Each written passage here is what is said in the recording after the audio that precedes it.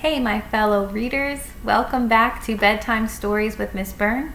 Tonight we are going to continue reading Charlotte's Web. And surprise, I'm actually going to read 2 chapters again tonight. This is just because chapter 8 is very short. It's only one or 2 pages long. So I'll read chapter 8 and chapter 9 today. Let's dive right in. Chapter 8 is called A Talk at Home. On Sunday morning, Mr. and Mrs. Arabelle and Fern were sitting at breakfast in the kitchen. Avery had finished and was upstairs looking for his slingshot. "Did you know that Uncle Homer's gooselings had hatched?" asked Fern. "How many?" asked Mr. Arabelle. 7, replied Fern. "There were 8 eggs, but 1 didn't hatch, and the goose told Templeton she didn't want it anymore, so he took it away." "The goose did what?" asked Mrs. Arabelle, gazing at her daughter with an odd, worried look. "Told Templeton she didn't want the egg anymore," repeated Fern. "Who is Templeton?" asked Mrs. Arabelle. "He's the rat," replied Fern. "None of us like him much." "Who's us?" asked Mr. Arabelle. "Oh, everybody in the barn cellar. Wilbur and the sheep and the lambs, and the goose and the gander and the gooselings, and Charlotte and me." "Charlotte?" said Mrs. Arabelle. "Who's Charlotte?" "She's Wilbur's best friend. She's terribly clever."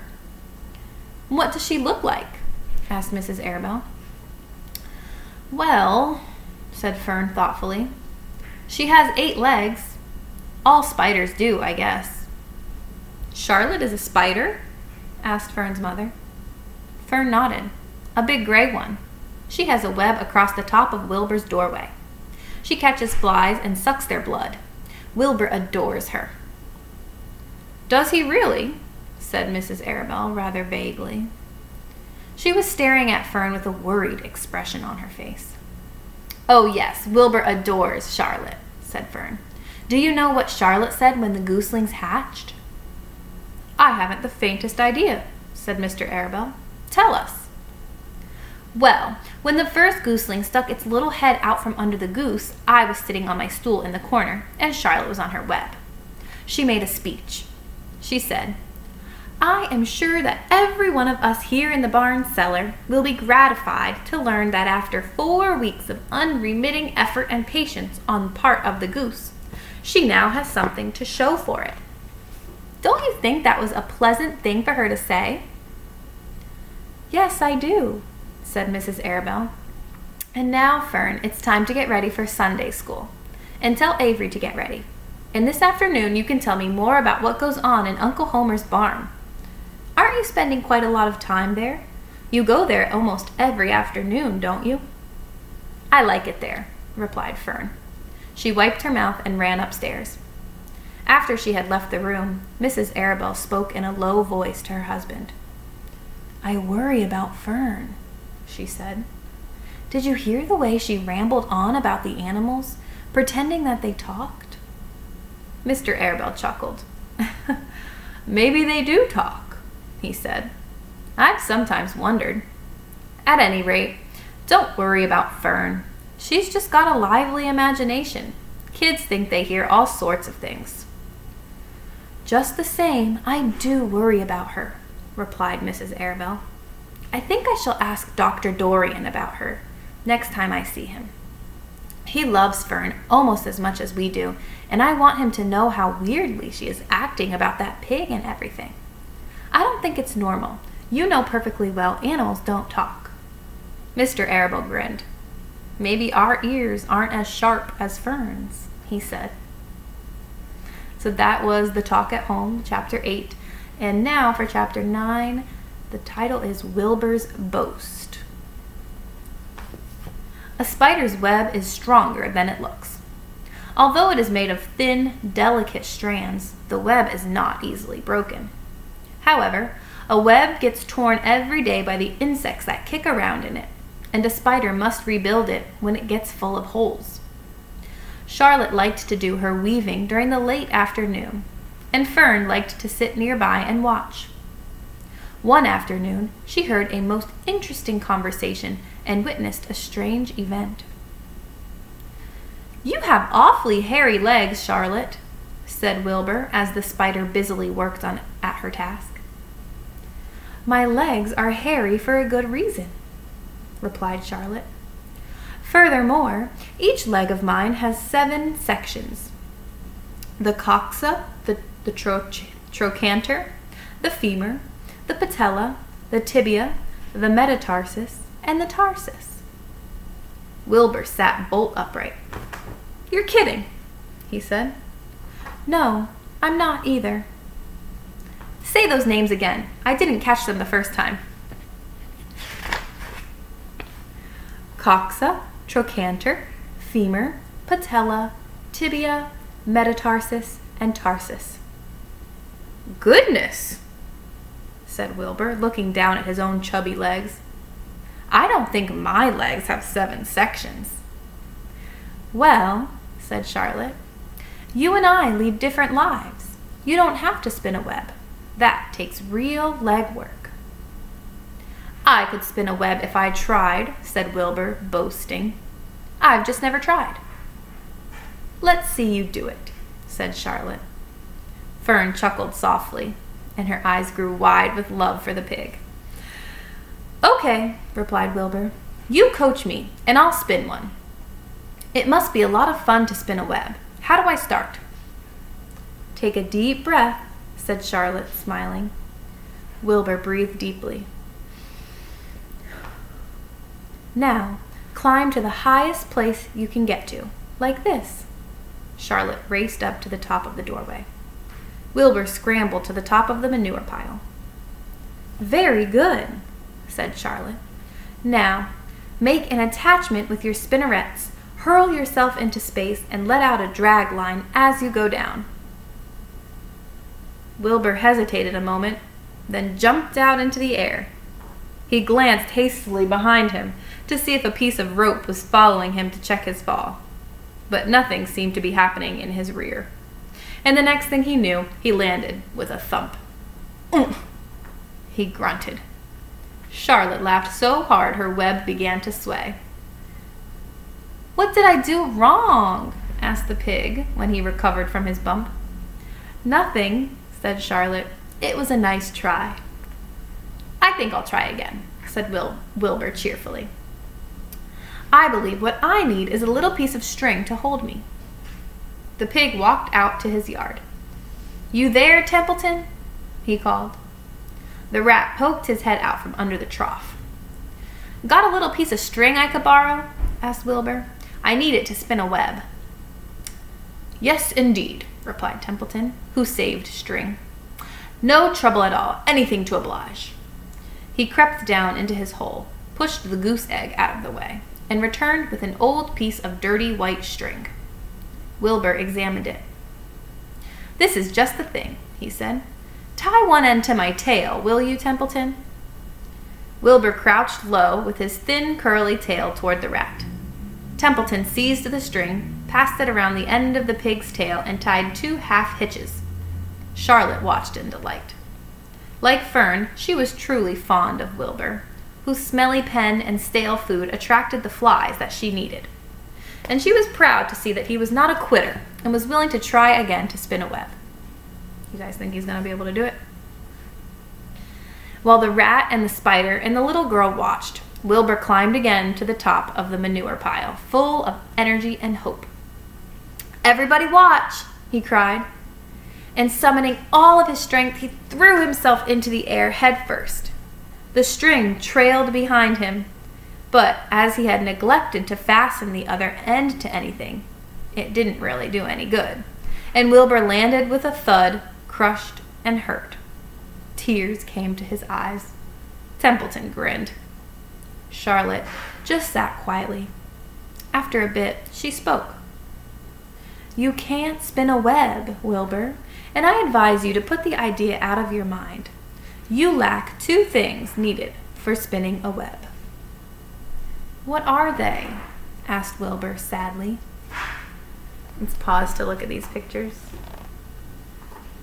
You can see Templeton tying the string and then Wilbur going for it.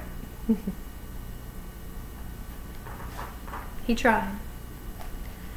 You lack a set of spinnerets, and you lack know-how.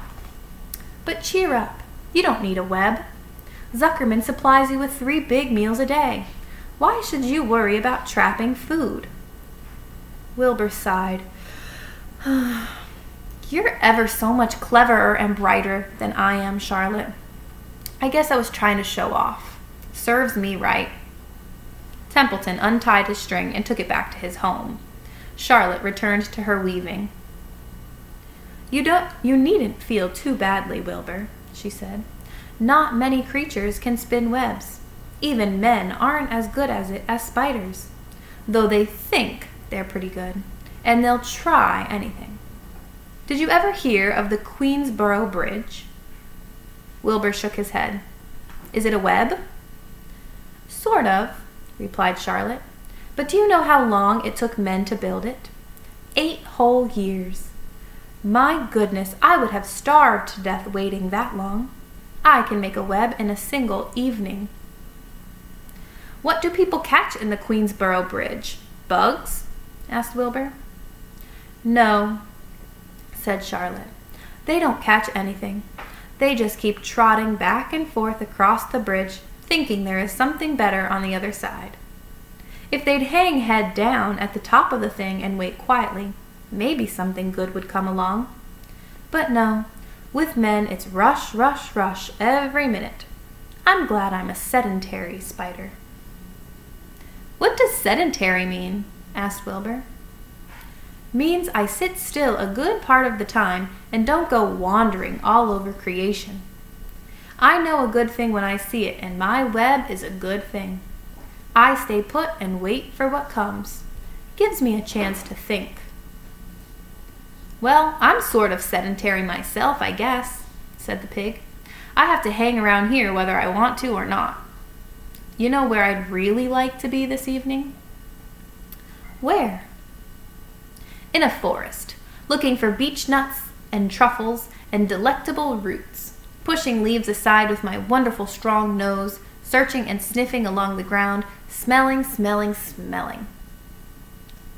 You smell just the way you are, remarked the lamb who had just walked in. I can smell you from here. You're the smelliest creature in the place. Wilbur hung his head. His eyes grew wet with tears. Charlotte noticed his embarrassment, and she spoke sharply to the lamb. Let Wilbur alone, she said. He has a perfect right to smell, considering his surroundings. You're no bundle of sweet peas yourself. Furthermore, you are interrupting a very pleasant conversation. What were we talking about, Wilbur, when you were so rudely interrupted? Oh, I don't remember, said Wilbur. It doesn't make any difference. Let's not talk any more for a while, Charlotte. I'm getting sleepy. You go ahead and finish fixing your web, and I'll just lie here and watch you. It's a lovely evening. Wilbur stretched out on his side. Twilight settled over Zuckerman's barn and a feeling of peace. Fern knew it was almost supper time, but she couldn't bear to leave. Swallows passed on silent wings, in and out of the doorways, bringing food to their young ones. From across the road, a bird sang, "Whipperoo, whipperoo." Lurvy sat down under an apple tree and lit his pipe. The animals sniffed the familiar smell of strong tobacco. Wilbur heard the trill of the tree toad and the occasional slamming of the kitchen door. All of these sounds made him feel comfortable and happy, for he loved life, and he loved to be a part of the world on a summer evening. But as he lay there, he remembered what the old sheep had told him. The thought of death came to him, and he began to tremble with fear. "Charlotte," he said softly. "Yes, Wilbur?" "I don't want to die." "Of course you don't," said Charlotte in a comforting voice. "I just love it here in the barn," said Wilbur. "I love everything about this place." "Of course you do," said Charlotte. "We all do." The goose appeared, followed by her 7 gooselings. They thrust their little necks out and kept up a musical whistling, like a tiny troop of pipers. Wilbur listened to the sound with love in his heart. "Charlotte," he said. "Yes," said the spider. "Were you serious when you promised you would keep them from killing me?" "I was never more serious in my life. I am not going to let you die, Wilbur." "How are you going to save me?" asked Wilbur, whose curiosity was very strong on this point. "Well," said Charlotte vaguely, "I don't really know, but I'm working on a plan." "That's wonderful," said Wilbur. "How is the plan coming, Charlotte? Have you gotten very far with it? Is it coming along pretty well?" Wilbur was trembling again, but Charlotte was cool and collected. "Oh, it's coming all right," she said lightly. "The plan is still in its early stages and hasn't completely shaped up yet, but I'm working on it." "When do you work on it?" begged Wilbur. "When I'm hanging head down at the top of my web, that's when I do my thinking, because then all the blood is in my head." "I'd be only too glad to help in any way I can." "Oh, I'll work it out alone," said Charlotte. "I can think better if I think alone." "All right," said Wilbur, "but don't fail to let me know if there's anything I can do to help, no matter how slight." "Well," replied Charlotte, "you must try to build yourself up. I want you to get plenty of sleep and stop worrying. Never hurry and never worry. Chew your food thoroughly and eat every bit of it, except you must leave just enough for Templeton.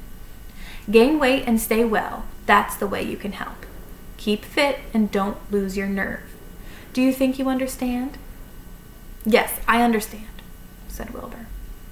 "Go along to bed then," said Charlotte. "Sleep is important." Wilbur trotted over to the darkest corner of his pen and threw himself down. He closed his eyes. In another minute, he spoke. "Charlotte?" "Yes, Wilbur?" "May I go out to my trough and see if I left any of my supper? I think I left just a tiny bit of mashed potato." "Very well," said Charlotte, "but I want you in bed again without delay." Wilbur started to race out to his yard. "Slowly, slowly," said Charlotte. "Never hurry and never worry." Wilbur checked himself and crept slowly to his trough. He found a bit of potato, chewed it carefully, swallowed it, and walked back to bed. He closed his eyes and was silent for a while. "Charlotte," he said in a whisper. "Yes?" "May I get a drink of milk? I think there are a few drops of milk left in my trough." "No, the trough is dry and I want you to go to sleep. No more talking. Close your eyes and go to sleep." Wilbur shut his eyes. Fern got up from her stool and started home, her mind full of everything she had seen and heard. "Good night, Charlotte," said Wilbur. "Good night, Wilbur." There was a pause. "Good night, Charlotte." "Good night, Wilbur." "Good night." "Good night." Okay, and that is the end. Finally, Wilbur got to bed. So we'll see. I guess Charlotte has her plan all under control. Hopefully she can save Wilbur. Chapter 10 is called An Explosion. I would not think an explosion would be happening on the farm, but maybe so. I'll see you tomorrow night for that chapter. Bye-bye.